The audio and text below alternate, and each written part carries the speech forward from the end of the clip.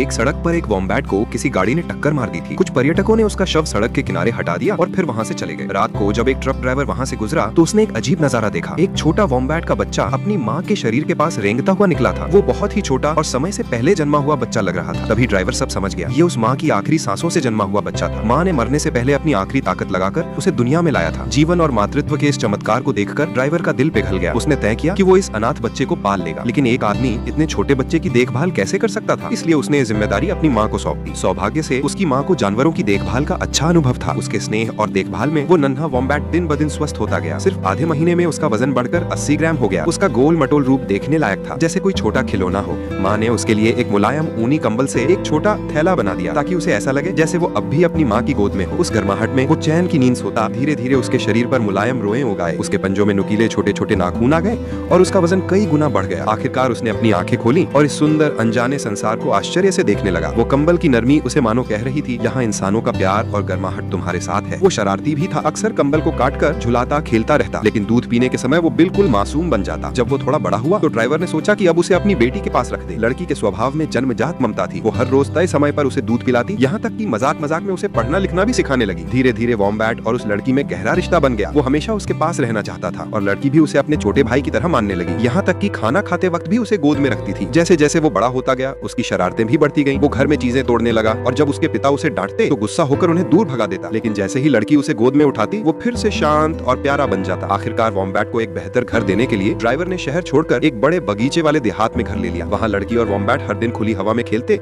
नदी किनारे दौड़ते, धूप में नहाते और हंसते रहते। उनकी दोस्ती हर दिन और गहरी होती गई। वॉम्बैट को सुरंगें खोदना बहुत पसंद था, इसलिए ड्राइवर ने उसके लिए एक बड़ा सुरंगनुमा बिल खुदवा दिया। लड़की अक्सर उसमें घुसकर उसके साथ छुपन छुपाई खेलती। अब वॉम्बैट का शरीर लगभग लड़की जितना बड़ा हो चुका था, फिर भी उसने कभी किसी को नुकसान नहीं पहुंचाया। वो हमेशा एक प्यारी बिल्ली की तरह शांत और स्नेही रहा। लेकिन ये आपसे नाराज है, अपने इस कमेंट में लाल दिल नहीं दिया।